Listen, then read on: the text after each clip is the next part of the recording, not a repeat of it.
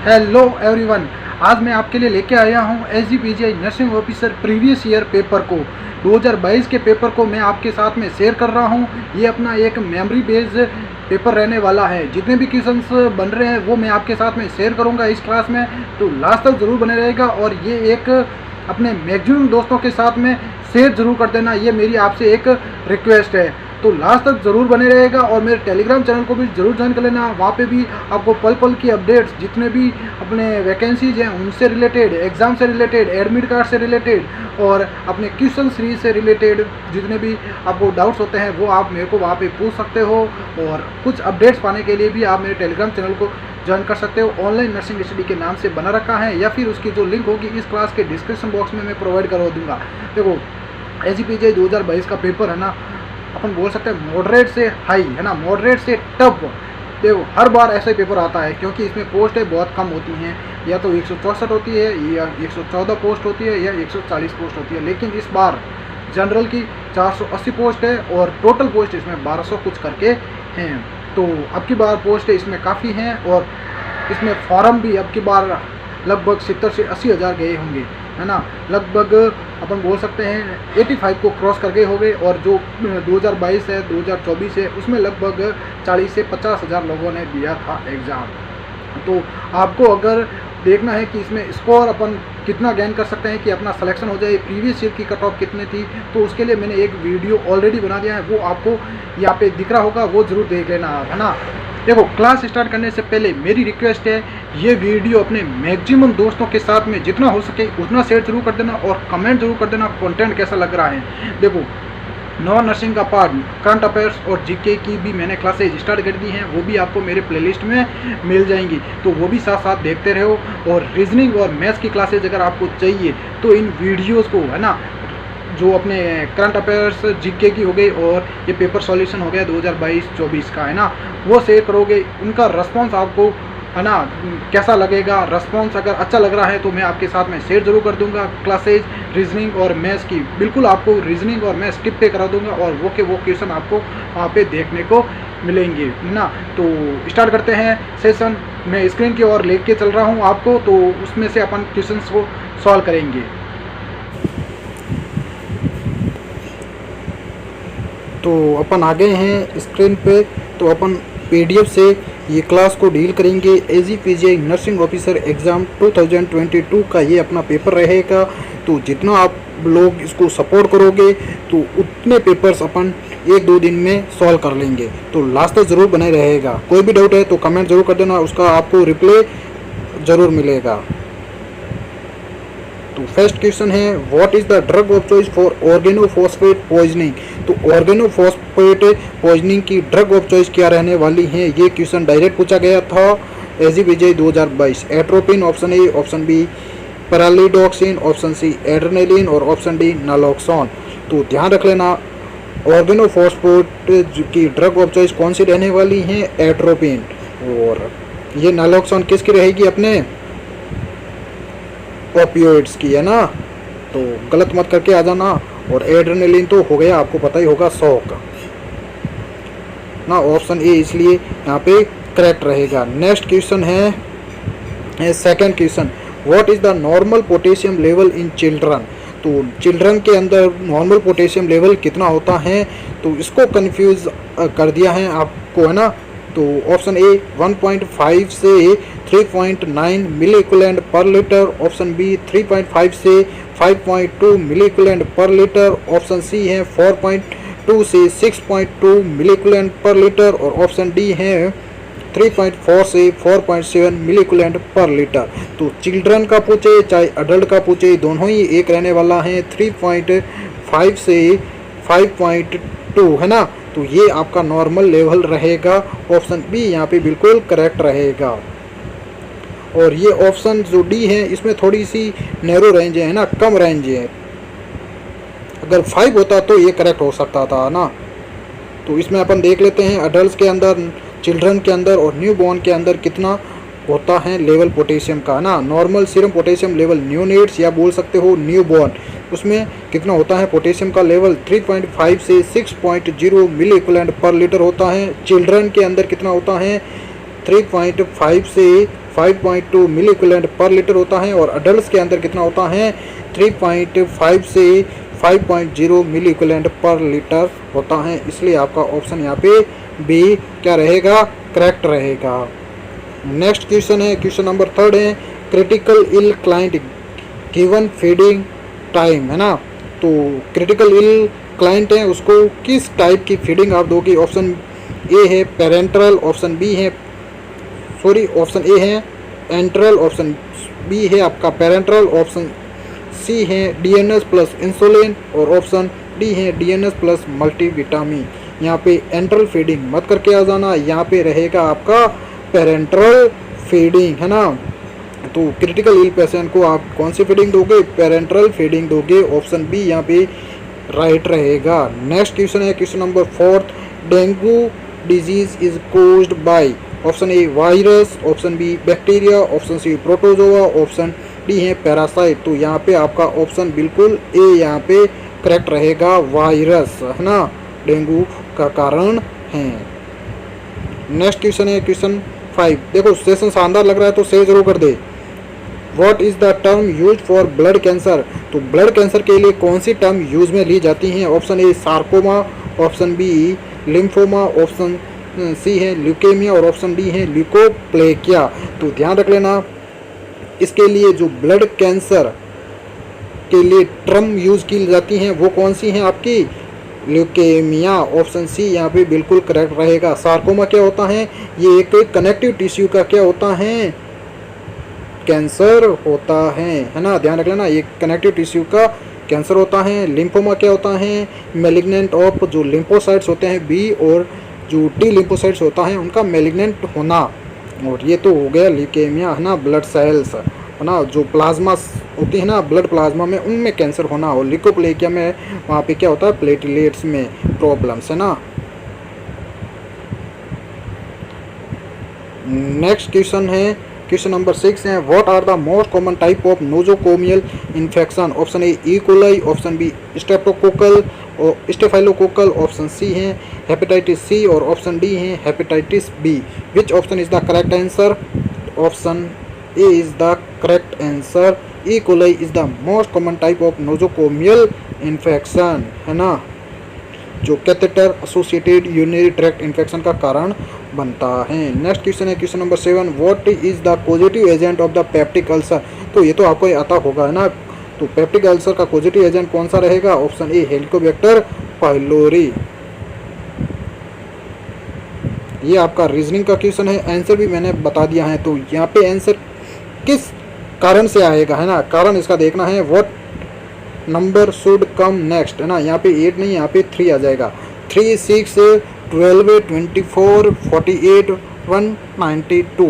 तो यहाँ पे दे रखा है, यहाँ पे क्या आएगा, क्वेश्चन मार्क की जगह क्या आएगा। देखो यहाँ पे 3, 6, 12, 24, 48। तो आगे का अपन को क्या करना है, ज्ञात करना, बिल्कुल इजी तरीके से कर लेंगे। अब इसमें अपन देख सकते हो, इसमें डिफरेंस देख लेता है ना, या तो फिर अपन जोड़ लेंगे, या फिर डिफरेंस दे देंगे, या फिर गुणा कर देंगे, या फिर क्यूब कर देंगे। तो इसमें डिफरेंस कितने का है, 3 का है। इसमें नेक्स्ट डिफरेंस कितने का है, 6 का डिफरेंस है। नेक्स्ट इसमें डिफरेंस कितना का है, 12 का डिफरेंस है। नेक्स्ट इसमें कितने का डिफरेंस है, 24 का डिफरेंस है। तो यहाँ पे क्या समझ में आ रहा है, देखो यहाँ पे क्या हो रहा है, 3 का डबल हो रहा है ना, मतलब जो संख्या दी रखी है उसका डबल होना। 3 का डबल कितना होता है, 6, 6 का डबल कितना होता है, 12, 12 का डबल कितना होता है, 24, और 24 का डबल कितना होता है, 48। और अब 48 इस 48 के अंदर जोड़ लेंगे, 48 और 48 कितने होते हैं, 96।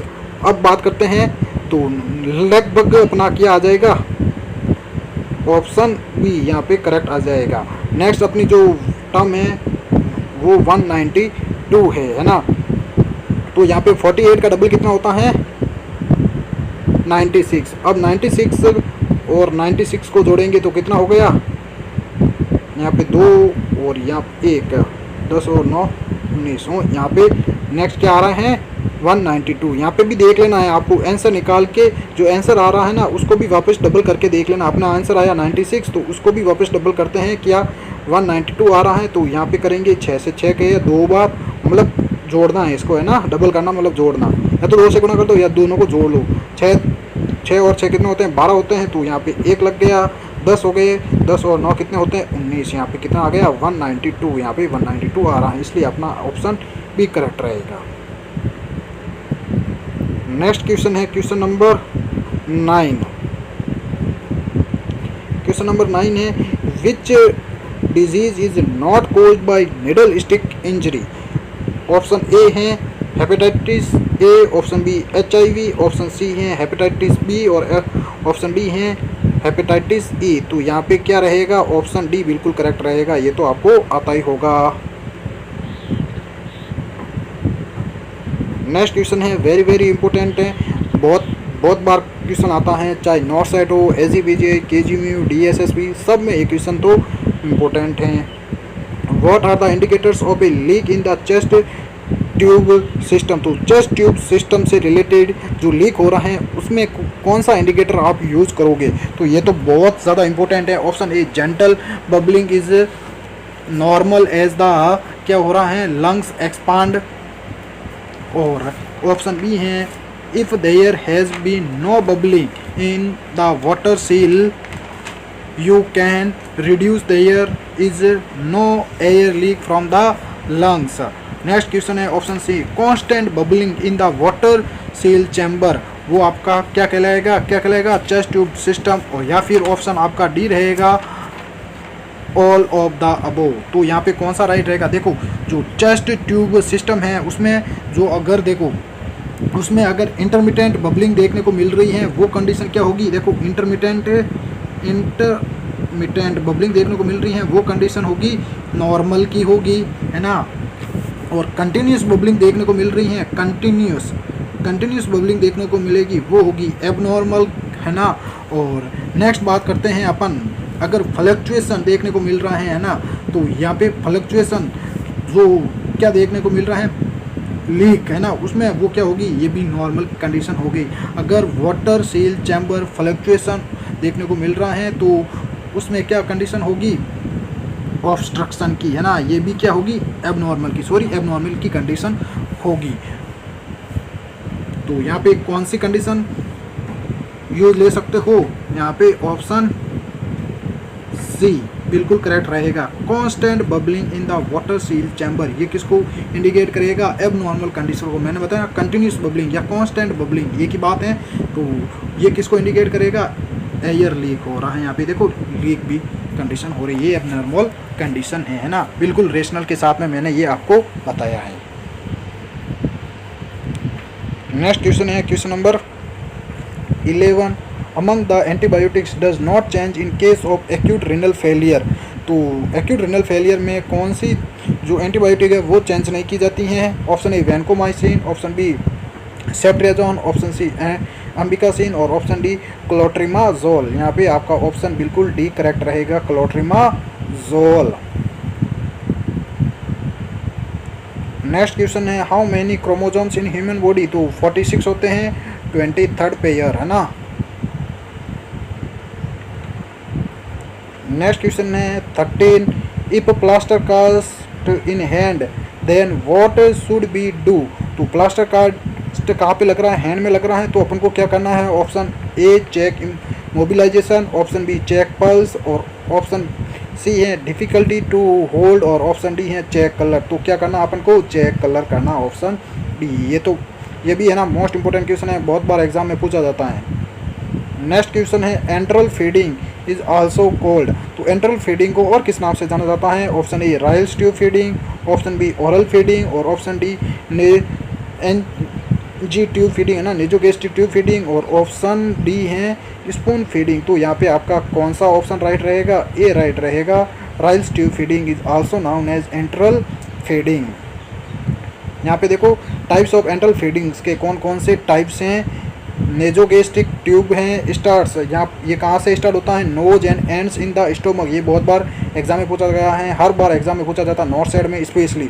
ओरोगेस्ट्रिक ट्यूब कहाँ से स्टार्ट होती हैं, in the mouth and ends in the stomach का है। नेक्स्ट है nasoenteric tube starts in the nose and ends in the intestine. सब types includes nasojejunal and duodenal tubes. तो नेजो एंटेरिक ट्यूब कहाँ से स्टार्ट होती है? नोज से, और एंड कहाँ से होगी? आपकी इंटेस्टाइन। इनको कई बार नेजो जेजुनल या नेजो ड्यूडेनल ट्यूब्स भी बोला जाता है। Tube feeding is also known as enteral tube feeding, है ना। Ryle's tube feeding is also known as enteral tube feeding. Next question है question number 15, severe preeclampsia are all except. तो severe preeclampsia में ये सारी condition देखने को मिल रही हैं, एक को छोड़ के। ऑप्शन ए है सीवियर हेडेक, ऑप्शन बी है एपिगेस्ट्रिक पेन, और ऑप्शन सी है BP 140/90 mmHg और blood vision.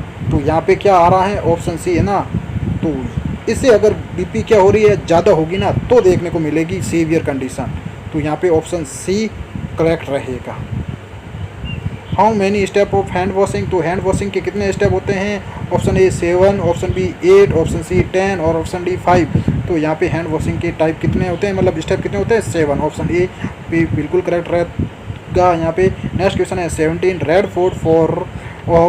Fort of Delhi made by. तो रेड फोर्ट दिल्ली का किसने बनाया है, किसके द्वारा बनाया गया है? बहुत बार ये एग्जाम में पूछा गया है, नोट सेट में तो हर बार ये रिपीट होता है question.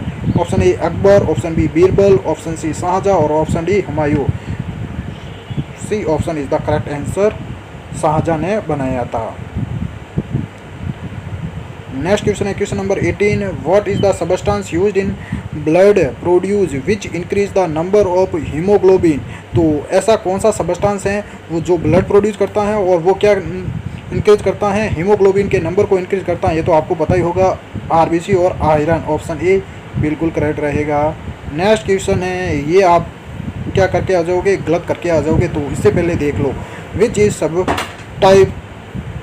Is substance play a role in blood coagulation. Blood coagulation और ब्लड क्लोटिंग में कौन सा सबस्टेंस यूज लिया जाता है? Option A sodium, option B potassium और ऑप्शन डी कैल्शियम और option D magnesium sulphate MgSO4। तो यहाँ पे ऑप्शन सी राइट रहेगा, कैल्शियम, है ना। जो 4th नंबर का क्लोटिंग फैक्टर होता है, जो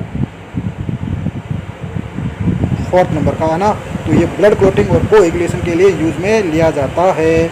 नेक्स्ट क्वेश्चन है question number 20, yeast is option A virus, option B fungus, option C bacteria, option D animals. तो ईस्ट क्या है? एक फंगस है। Option B. ये अपने 20 क्वेश्चंस किसके हो गए?